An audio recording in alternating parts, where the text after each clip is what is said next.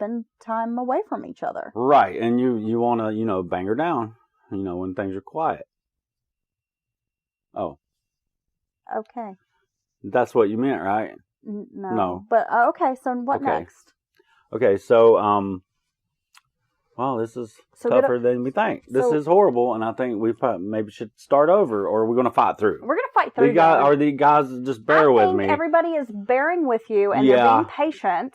Yeah. And they want to give you the benefit of the doubt that you can do this, that I'm not the brains of the operation, and that you're just the beautiful face of the operation. Right. They want to know that you are also capable of contributions and extensive research. So this is my attempt to do more, as you guys should know. And you can't just go through life being pretty, Dylan. I mean, yeah. Maybe up until this point, no one's told you that, but I learned from a very young age that you can't just be pretty. You have to be able to offer something else. Okay? And I know you've skated by all these years on your good looks. I'm not But pretty, now is the time to step up to the plate. All right? Now let's keep going. Okay. So he's at the Cracker Barrel munching on a biscuit. Crackers at the Cracker Barrel. Gets this phone call and it's just sort of very nonchalant about it. No urgency to him. So, but at the same time, there's all this going on. She didn't really give it, a lot of thought. Right. Okay. And the cops, it's possible robbery. There's $600 or so missing from the till, and things like that. But just $600. Yeah. Well, I mean, I don't know if that's like a good haul, but it seems like, I don't know, a hotel might have more money than that. Maybe not. I don't know. Just, but the cops, the cops quickly, in their cop way, started doubting the robbery angle. Okay. Because through some investigative It felt work. staged. The living quarters was, other than her being shot in the face with a shotgun, and an injury to her arm. Otherwise, not torn apart, hadn't been searced. Hadn't been ransacked like you'd imagine if somebody was seriously looking for something. Right. She had some obviously valuable jewelry still on her person. And there were other, like laptops, easy things you could grab just left behind. Okay. So didn't, at first, just their intuition, it, seemed like fake, staged, not real robbery. Gotcha. So Travis finally shows up, Mr. McGraw, and gives them consent and is very cooperative to search his truck. Well, they almost instantly find a shotgun shell similar to the one found at the crime scene as far as color, brand, all that mess. Okay, well, just playing the devil's advocate. Now, this is a town where they have a coon dog day, and so probably a lot of people hunt there. Right. We live in the South, a lot of gun ownership around here. There's not a lot of places to get your shells from. That's true. So you got to consider probably the one store in town. At like an ammunition little gun store or like the local, big box store. I mean, you can drive. Right. Actually, from Saluda, you're going to have that one local shop, and then have the option of driving up to Hendersonville or down to Greenville to actually, get the bigger, the corporate stuff. So, yeah, the likelihood of you purchasing, in that area,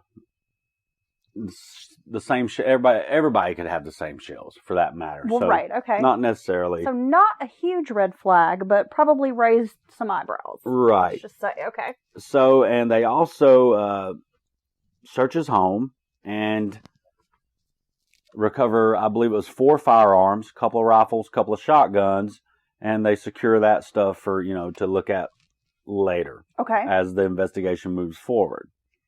Now, Mr. McGraw was honorably discharged from the Air Force, former EMT, former firefighter, and had been a police officer in Fletcher, North Carolina, back up the road from Saluda. Okay. So this guy's been around like the kind of emergency services, done some military service, and been a cop. So, he's been around that scene a lot, a big chunk of his life, it seems.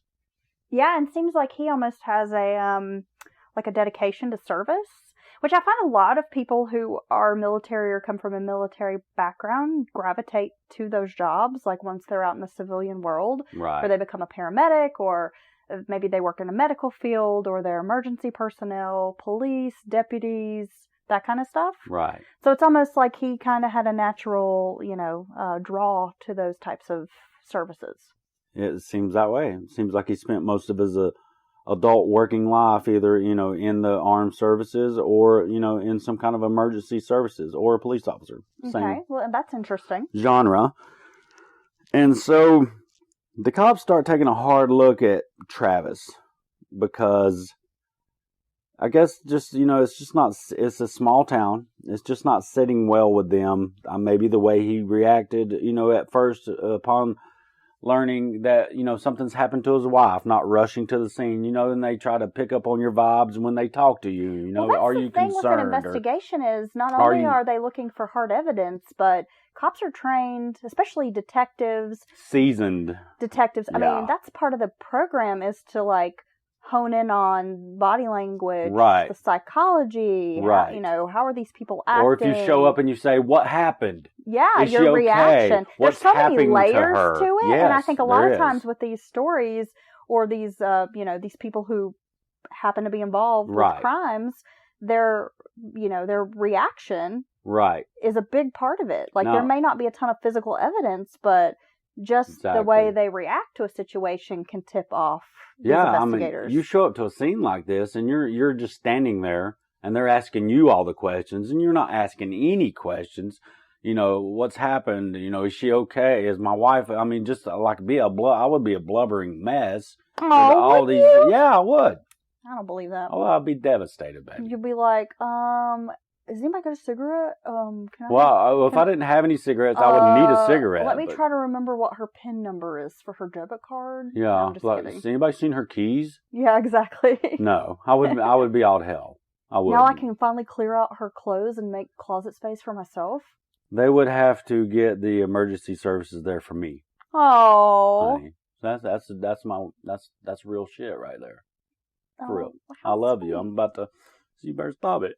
Okay. Okay. If you get shot in the face, I'm gonna show up and I'm just gonna be tore up. Okay. Not me. I'm gonna be calling and find out how much that life insurance policy is that you had. Yeah. So speaking of that, as the couple of days drug along, so the investigation's continuing. Yes, it's continuing. They don't have a suspect yet. Still investigating. Don't have a suspect. They're already kind of starting to look at the cliche, the spouse, Mr. Always happens. Travis McGraw. Yes, it's very common. Actually, we want to talk further about how common it is. The likelihood if you get killed, it is by your spouse, man or woman. Yeah. But so yeah, and let's see here. And this is horrible. And yeah, so they actually. Oh, okay.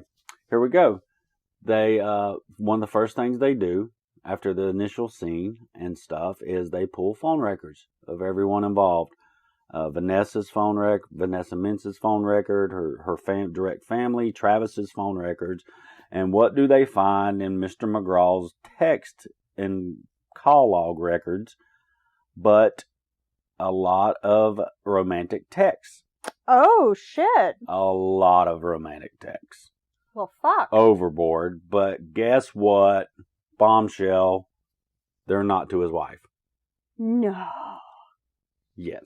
Was this bitch on Tinder? What was he doing? I don't know. I think this is they're talking 2011. He's probably sliding in somebody's DMs. He was all up on the damn Facebook or some shit.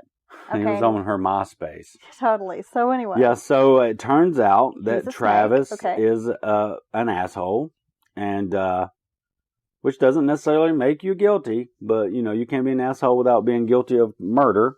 But it turns out he has been having a at least emotionally, emotional relationship with a woman named Mary Beth Fisher. Well, I just have to say, men are from Mars, women are from Venus type of thing. Yes. And for women, and I'm not saying all women, and I don't want to generalize our feelings, but most women I know find an emotional affair way worse than just a straight up physical relationship. So you're saying you go and y'all just, you have the slip up or however you want to look at it, and you have this one sexual encounter with a person is bad, Yeah. and different, but to have extended over months time of more of conversation and, hey, how are you doing? I'm worried about you today. Thinking of someone constantly. Well, and like worse. I said, I don't want to generalize because, there may be some of our listeners out there who are like, that's not true. But just in my personal experience, because, hey, I'll admit I've dated some shitheads and even married a shithead once. Not you, baby. You're perfect. Oh, thank you. And then my female friends and family members, when we've talked about this kind of thing, right. Most of them, I'm going to say the overwhelming majority, say that an emotional affair is way more detrimental to the relationship. Because women, the thought of you being in love with another woman is would crush me. But the physical act of okay, maybe things haven't been great. He got drunk. He hooked up with some bitch at a bar, whatever. Right. I'm not going to say that I wouldn't be mad as hell at you and that there probably wouldn't be some stabbing involved, but I'm not making any threats in a public setting. No, you're just making statements. Yeah, right I'm speaking in just. You're just telling me what's going to happen. I'm saying hypothetically. Yeah. Oh, yeah. Thanks for throwing that in there. But if I thought you were behind my back talking to some woman every day and caring for her and paying attention to her and concerned about her needs and her emotional state and maybe even throwing around those big words right. love. Yeah. Right. Oh my God, that would break my heart. Yeah, and I don't think that's, I think that could be true for men too. I mean, I totally get what you're saying. And, I think if you could get over one or the other, which is never good, and it's never the same, obviously, if you go through any of that. But I think it would be way easier to get over the kind of, oops, I was drunk or I was mad or I thought this compared to this extended engagement, like you say, emotional engagement. Oh, yeah. Because it's just over a long period of time. It means more. Well, and so for him to be investing this kind of time and energy into this emotional relationship with this other woman. Yes, with Mary Beth Fisher. That has to sort of show some indication that perhaps the marriage was in trouble. Because, again, not to generalize too much, but I think most men are not really into that emotional stuff too much. So for a guy to go out of his way to kind of invest in that makes me think that, okay, so maybe the marriage was in trouble. Yeah, it could be. Or he's just well, I don't know. Actually, that's a good point. I think I see what you're saying is it's more than I'm an asshole who doesn't mind cheating on my wife, but I still want to keep my wife. It's more like he's laying the groundwork for a real relationship to move over. Right. It's not like he's just trying to slide into this chick's pants. Right. Or he could have been, blowing smoke up her ass, and that's just, Well, there's that too. The way, which is a very interesting sexual move that not all should try. So he is a two-timing, double-timer. So yes. Okay. The police have discovered that he has been in contact with this Miss Fisher, and when she is contacted and interviewed by police, she says, "Yeah, I know him, Travis." And she was quickly says, "I didn't know he was married, but he said he was." This is nothing against Miss Fisher, Mary, because I mean, come on, but some people buy the bullshit. But Travis told Mary that he was still not married, for one, never was married, but with his ex, but they live at separate properties, and kind of playing it off more of like a boyfriend-girlfriend thing, but they still have business interest that they can't just quickly separate. That he's single. He's basically saying, I'm single. So, or it's just a marriage of convenience. Yeah, well, actually, she didn't know he was married. Or a relationship of convenience because of these shared interests or whatever. Basically lying his ass off to her. She's naive. Yeah, and the way they met is Mr. Travis had started dabbling in real estate, which his wife actually was a successful realtor. And he met her, Miss Mary Beth Fisher. She had recently divorced and was looking for a new home for her and her son.